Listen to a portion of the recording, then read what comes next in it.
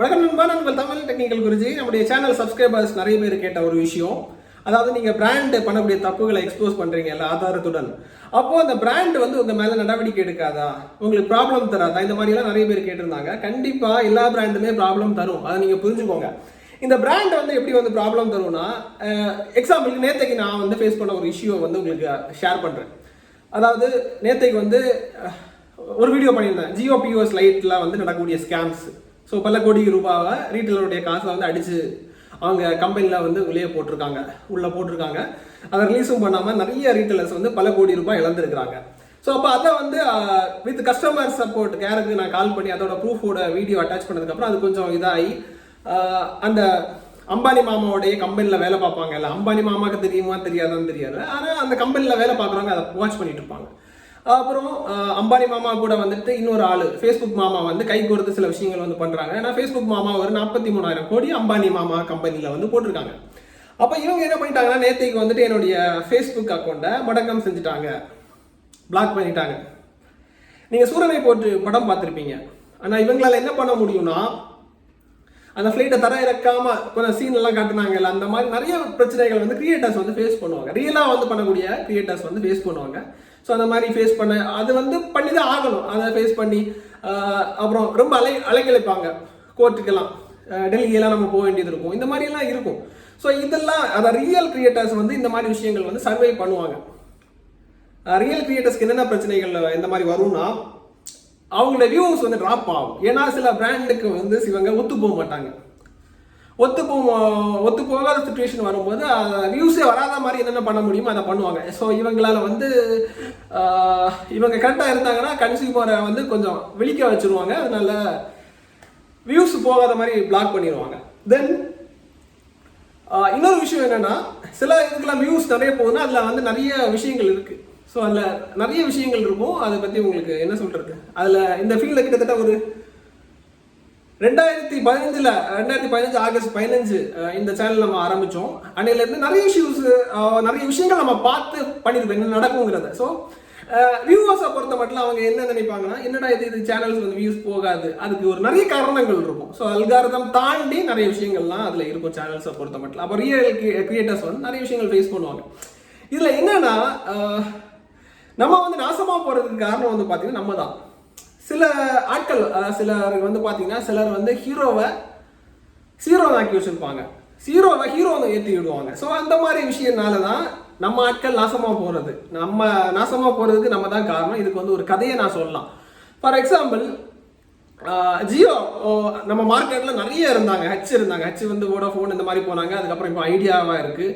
ஏர்செல்ங்கிற player இருந்தாங்க. நிறைய டாடா டோகோமா இருந்துச்சு. நல்ல நல்ல டெலிகாம் பிளேயர்ஸ் எல்லாம் இருந்தாங்க. எல்லாமே ஓரளவுக்கு நல்லா தான் போயிட்டு இருந்துச்சு. ஸோ டெக்னாலஜியும் அப்கிரேட் ஆகிட்டு தான் இருந்துச்சு. அந்த மாதிரி சுச்சுவேஷனில் நம்ம மக்கள் செஞ்ச தப்பு என்ன?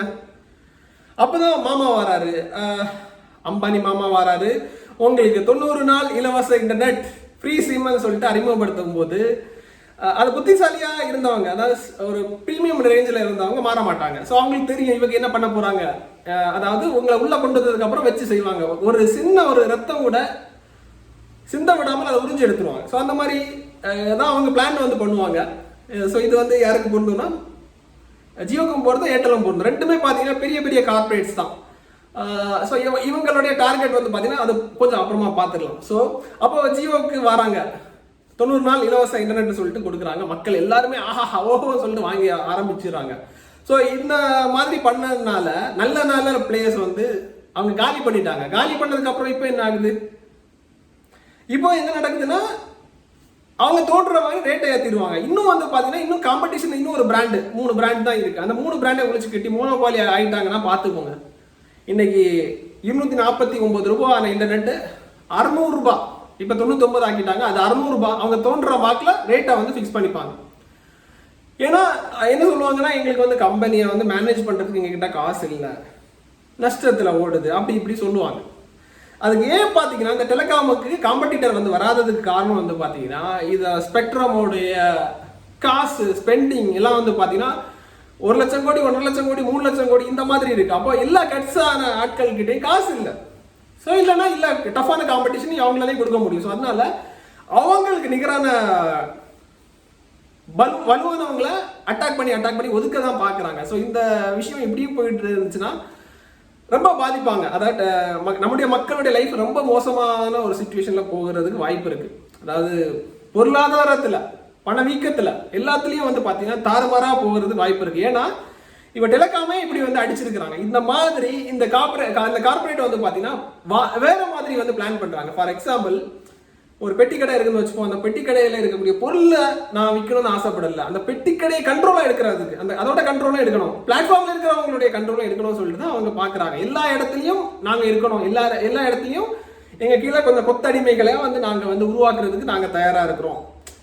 இந்த மாதிரி தான் அவங்க ஸ்ட்ராட்டஜிஸ் அப்ளை பண்ணிட்டு போகிறாங்க. அதுக்கு காரணம் வந்து பார்த்தீங்கன்னா மக்களாகிய நீங்கள் உங்கள் மேலே தான் அந்த குறையை வந்து சொல்ல முடியும். ஸோ அவங்க வந்து ஃப்ரீயாக தராங்கன்னா நீங்கள் தான் ப்ராடக்ட், உங்களை தான் ஃபியூச்சரில் வச்சு செய்ய போகிறாங்க. அதுக்கு நீங்கள் வந்து சப்போர்ட் பண்ண அதாவது உங்கள் ஃபேமிலி வந்து பார்த்தீங்கன்னா இனி வந்து பார்த்தீங்கன்னா இன்னும் பணவீக்கங்கள் வந்து நிறைய வரதுக்கு வாய்ப்பு இருக்குது.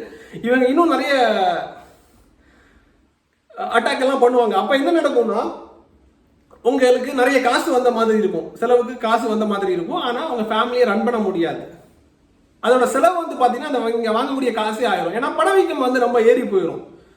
இந்த மாதிரிலாம் பண்ணுவாங்க. அதுக்கு காரணம் வந்து பார்த்தீங்கன்னா நீங்கள் அவங்க ஆஃபரில் தராங்க, கம்மியாக தராங்கன்னு சொல்லிட்டு நல்லவங்களை வந்து அழிக்க வச்சுட்டிங்கன்னா அசுரர்கள் வந்து அசுர வேகத்தில் வந்து வளர்ந்துருவாங்க. ஸோ இந்த மாதிரி வளர்ந்துருவாங்க, அதை புரிஞ்சுக்கோங்க. நீங்கள் இந்த நிலைமைக்கு இருக்கிறதுக்கு காரணம் வந்து பார்த்தீங்கன்னா நீங்கள் ஒரு தவறான ஆட்களை நீங்கள் சூஸ் பண்ணீங்கன்னா அது வந்து எல்லாமே தவறாக மாறிடும். ஸோ அதனால நானும் வந்து பார்த்தீங்கன்னா சில விஷயங்களெல்லாம் நான் வந்து நிறைய பண்ணி என்னோட சேனல் வந்து வியூஸை ட்ராப் பண்ண வச்சு நிறைய விஷயங்கள் ஃபேஸ் பண்ணனால இன்னும் வந்து மக்களுக்காக இன்னும் பெருசாக நிறைய பண்ணணும் அப்படியெல்லாம் எனக்கு ஆசையெல்லாம் கிடையாது. என்ன நம்புற மக்களுக்கு நான் நிறைய விஷயங்கள் நல்ல விஷயங்கள் பண்ணிட்டு இருக்கிறேன். ஸோ அவங்களும் க்ரோ ஆகிட்டு இருக்காங்க, அவங்க ஏர்ன் பண்ணிட்டு இருக்காங்க. நிறைய விதங்கள்லாம் என்ன நம்புறவங்க ஏர்ன் பண்ணிட்டு இருக்கிறாங்க, நம்பாதவங்க. ஸோ இன்னும் மோசமான சுச்சுவேஷன் நிறைய வரப்போகுது. ஸோ கொஞ்சம் அவேர்னஸாக இருந்துக்கோங்க. இப்போவும் நாங்கள் ஃபைனலாக வந்து சொல்லக்கூடிய ஒரே ஒரு விஷயம் தான், உங்கள் ரத்தத்தை உறிஞ்சு எடுக்கக்கூடிய கார்பரேட்டுக்கு மேக்ஸிமம் சப்போர்ட் பண்ணாதீங்க. நீங்கள் சப்போர்ட் பண்ண நீங்கள் அழிஞ்சிருவீங்க. அதாவது உங்கள் நலனுக்காக தான் நான் சொல்கிறேன், ஏன் நலனுக்காக நான் எதுவுமே சொல்லலை. நீங்கள் அவங்களுக்கு ஆஃபரில் தராங்களே அதில் தராங்களே சொல்லிட்டு சப்போர்ட் பண்ணீங்கன்னா நீங்கள் அழிஞ்சு போயிருங்க. உதாரணத்துக்கு வந்துட்டு ஜியோவோடைய ஏர் ஃபைபர் நீங்கள் எடுத்துக்கலாம். ஏர் ஃபைபரை வந்து பார்த்தீங்கன்னா 1000 ரூபாய் புக்கிங் சொல்லிட்டு வாங்குறாங்க. அதாவது ப்ரொமோஷன் வந்து பண்ணும்போது வேற மாதிரி பண்ணுறாங்க, ரீஃபண்டபிள் அதை பண்ணிடலாம் இதை பண்ணிடலாம் சொல்லிட்டு வாங்குறாங்க, அப்படி தள்ளுறாங்க. அந்த பாக்ஸோட விலையை வந்து பார்த்தீங்கன்னா அவங்க மாஸ் ப்ரிப்பரேஷன் வந்து பண்ணும்போது அந்த பாக்ஸோட விலை 1000 ரூபாவோட கம்மியாக தான் இருக்கும். அதை நீங்கள் புரிஞ்சுக்கோங்க. அந்த பாக்ஸோட விலை 1000 ரூபாவோட கம்மியாக தான் இருக்கும். அப்போவும் அந்த பாக்ஸுக்கு லாபம் வச்சு தான் வாங்குறாங்க. இதுக்கப்புறம் அந்த பாக்ஸ் உங்ககிட்ட வந்துச்சுன்னா ஒரு டேஸ்ட்டை வந்து காட்டுறாங்க, ஓடிடிங்கிற ஒரு டேஸ்ட்டை வந்து காட்டுறாங்க. இதுக்கப்புறமேட்டு இன்டர்நெட்டுங்கிற ஒரு டேஸ்ட்டை வந்து காட்டுறாங்க. இன்டர்நெட் அவங்களுக்கு தேவைன்னா நிறைய ஃபைபர் இருக்குது, ஃபைபர் ப்ரைவேட் கம்பெனிஸ் இருக்கிறாங்க, அவங்களோட யூஸ் பண்ணிக்கலாம். ஏர் ஃபைபர்னு சொல்லிட்டு இவங்க கிட்ட போகும்போது என்ன நடக்குங்கிற சொல்லிடுறேன். ஒரு டவரில் வந்து 80% பேண்ட்விட்த் வந்து பார்த்தீங்கன்னா செல்ஃபோனுக்கு தான் ஒதுக்குவாங்க. மீதம் இருக்கக்கூடிய 20% தான் இந்த மாதிரி ஏர் ஃபைபர் இந்த மாதிரி விஷயங்களுக்கு ஒதுக்குவாங்க. ஃபர்ஸ்ட் ப்ரியாரிட்டி வந்து அவங்க ப்ரீபெய்டு கஸ்டமர்ஸை தான் வந்து பார்ப்பாங்க. மீதம் இருக்கக்கூடிய 20% தான் அவங்க ஏர் ஃபைபருங்கிற ஒரு விஷயம் வரும். உதாரணத்துக்கு உங்கள் ஊரில் மேக்ஸிமம் எல்லா வீடுகள்லையும் அந்த ஏர் ஃபைபர் வந்துடுச்சுன்னா என்ன நடக்கும்னா பஃபர் ஆக ஆரம்பிக்கும். ஏன்னா பேண்ட்விட்த் வந்து வைக்க முடியாது, பேண்ட்விட்த் அவ்வளோவா கிடைக்காது. புரிஞ்சுக்கோங்க, பேண்ட்விட்த் அவ்வளோவா கிடைக்காது. அப்போது இன்டர்நெட் வந்து பஃபர் ஆக ஆரம்பிக்கும். ஆனால் ஃபைபர் வந்து அப்படி கிடையாது, எவ்வளோ ஸ்பீடு வருதோ பெருசாக லாஸ் ஆகாது. ஆனால் இங்கே வந்து வரக்கூடிய கனெக்ஷனோட ஸ்பீடை வந்து ஸ்பிளிட் பண்ணி கொடுக்குறாங்க, அவ்வளோதான். அப்போது 50 Mbps வரும்போது ஒரு பிளான் வருதுன்னா நிறைய வீடுகளில் வந்துட்டு இந்த ஏர் ஃபைபர் கனெக்ஷன் வரும்போது அவ்வளோ ஸ்பீடு கொடுக்க முடியாது, அப்போ ட்ராப் ஆகும். இப்போ சமீபத்தில் நீங்கள் பார்த்துருப்பீங்க, ஏர்டெல்லில் வந்து சென்னையில் வந்து பார்த்தீங்கன்னா நிறைய இடங்களில் ஒர்க் ஆகாமல் போயிடுச்சு. இந்த மாதிரி பஃபர் ஓவர்ஃப்ளோ ஆகும்போது நிறைய பிரச்சனைகள் வரும். இதை தெரியாமல் நம்மளுடைய நண்பர்கள் வந்து பார்த்தீங்கன்னா டிடிஹெச்ல இருந்து டாடாப்லேயே அருமையான சர்வீஸ் வந்து கொடுக்குறாங்க, பெர்ஃபெக்டாக குவாலிட்டியான பாக்ஸ் வந்து கொடுக்குறாங்க. இதை தாண்டி அங்கே ஏர்டெலுக்கு போகிறாங்க, இங்கே குதிக்கிறாங்க. ஸோ அது எல்லாமே வந்து பார்த்தீங்கன்னா நீங்கள் பண்ணக்கூடிய மிஸ்டேக் வந்து கடைசி உங்களை தான் வந்து பாதிக்கும், அதை புரிஞ்சுக்கோங்க. ஸோ இந்த மாதிரி இருக்குது. அப்போ ஒன்ஸ் வந்து நீங்கள் எல்லா இடங்கள்லையுமே வந்துட்டு ஏர் ஃபைபர் இந்த மாதிரி வரும்போது என்ன நடக்கும்னா பிளான் இப்போ வந்து இப்போவே உங்களுக்கு பார்த்தீங்கன்னா 599 699 சொல்லுவாங்க. ஸோ எல்லா மற்ற ஃபைபர் பிளேயர்ஸை அடிச்சு விட்டாங்கன்னா 1200 2000 ரூபா அதனால உங்களால் வந்து இன்டர்நெட் பில் வந்து பே பண்ண முடியாது. அதாவது மோனோப்ளே வந்து ஆகிறதுக்கு இவங்க பார்க்குறாங்க. இவங்க ஒன்று ஜியோ ஒன்று ஏர்டெல் ஒன்றுக்காரங்க. ஸோ கொஞ்சம் இதில் இருந்து நம்ம தப்பிக்கணும்னா நீங்கள் கரெக்டான முடிவு எடுத்துக்கோங்க. இன்டர்நெட் வேணுமா, பிஎஸ்என்எல்லுடைய ஃபைபர் எடுங்க. இல்லைன்னா ப்ரைவேட் பிளேயர்ஸ் இருக்கிறாங்க, ரெயில்வேர் இருக்கிறாங்க. ரெயில்வேர் இன்டர்நெட் வந்து தாராளமாக நீங்கள் எடுத்துக்கலாம். எத்தனையோ நல்ல நல்ல நல்ல அதாவது நம்ம ஃபியூச்சரை பாதிக்காத மாதிரி நம்ம ரத்தத்தை உரியாத கம்பெனிஸ் வந்து இருக்கிறாங்க. ஸோ அவங்களுக்கு வந்து சப்போர்ட்டை வந்து கொடுங்க. உங்கள் ரத்தத்தை உரியிற கம்பெனிக்கு நீங்கள் சப்போர்ட் கொடுத்துட்டீங்கன்னா நீங்கள் அழிஞ்சு போயிருக்கீங்க. நான் என்னை வந்து இந்த சமுதாயத்துக்கு வேண்டி நான் எதுவும் பேசுறதுக்கு நான் தயாராகவும் இல்லை. நீங்கள் எப்படி வேணாலும் போங்க. இது வந்து என்னுடைய லாஸ்ட் வீடியோவாக தான் இருக்கும் இந்த மாதிரி சமுதாயத்துக்கு வேண்டி பேசுறது. ஏன்னா ஒரு ஃபேமிலியோட சேவிங்ஸே இருக்காது, அந்த லெவலுக்கு இவங்க வந்து டார்கெட் பண்ணுறாங்க. ஸோ அடுத்த 10 வருஷத்துக்கு மக்களை வந்து என்னென்ன பண்ணலாம், என்னென்ன உறிஞ்செடுக்கலாம்னு சொல்லிட்டு பிளான் பண்ணி உறிஞ்செடுத்துட்டு இருக்கிறாங்க. அந்த 20 வருஷத்துக்கு அப்புறமா என்ன பண்ண போறோங்கிறத இப்பவே நம்ம பிளான் பண்றாங்க. என்ன பிராண்டை வந்து கிரியேட் பண்ணலாம், அந்த பிராண்டை வந்து எப்படி ட்ரேட்மார்க் பண்ணலாம், இந்த மாதிரி பிளான் பண்ணிட்டு இருக்கக்கூடிய உங்க ரத்தத்தை உரியணும்னு சொல்லிட்டு குறியா வச்சிருக்கக்கூடிய நிறுவனங்களுக்கு நீங்க ஏன் சப்போர்ட் பண்றீங்க? அதான் எனக்கு வந்து வருத்தமா இருக்கு. ஸோ மக்களை கொஞ்சம் அவேர்னஸா இருந்துக்கோங்க. ஸோ ஒன்று ஃப்ரீயாக தராங்கன்னா நீங்கள் யோசிக்காதீங்க, லாபத்தை பார்க்காதீங்க, லாபங்கிற விஷயத்த நீங்கள் பார்க்காதீங்க. நல்லதவங்க இருக்கிறாங்களா, ஒரு லிமிட்டுக்கு மேலே அவங்களால கம்மி பண்ணி கொடுக்க முடியாது. ஏன்னா அவங்களுக்கு நஷ்டத்தை ஏற்படுத்தும். ஆனால் அவங்களோட வலுவானவங்க, காசு அதிகமாக இருக்கிறவங்க நஷ்டத்தை ஏற்படுத்திட்டு அவங்கள அவுட் பண்ண விட்டுருவாங்க. அவங்கள அவுட் பண்ணதுக்கு அப்புறமா அவங்களால வந்து திரும்ப வர முடியாது. இப்போ ஏர்செல் பாருங்க, டாடா டோகோமோ பாருங்க, முடியாமல் போட்டு போயிட்டாங்க. வோடாஃபோன் வந்து இவங்களும் போகும்போது என்னென்ன நடக்குங்கிறத பாருங்க, கொஞ்சம் யோசிச்சு பாருங்க. ஸோ கொஞ்சம் பாதுகாப்பாக இருந்துக்கோங்க மக்களே. நான் உங்களுக்காக நிறைய விஷயங்கள் நான் போராடினேன். அப்போ என்ன ஆச்சுன்னா இந்த சேனல் வியூஸ் எல்லாமே ட்ராப் பண்ணி ஒரு பிளாக் லிஸ்ட்டில் போடுற மாதிரி என்னுடைய சேனலே போட்டாங்க.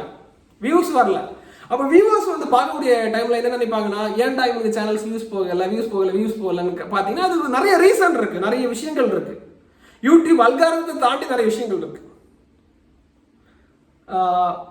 அது வந்து பெரிய பெரிய பெரிய மாதிரியான அது ஒரு கார்பரேட் ஸ்ட்ராட்டஜிஸ். அதை பற்றி நான் உங்களுக்கு இதில் பேசவும் வரவில்ல. ஒரு சேனல்ஸ்க்கு அதிகமாக வியூஸ் வருதுன்னா அந்த ஃபேஸை வந்து ஒரு விஷயத்துக்கு அவங்க யூஸ் பண்ணிட்டு இருக்கிறாங்க, அதை புரிஞ்சுக்கோங்க.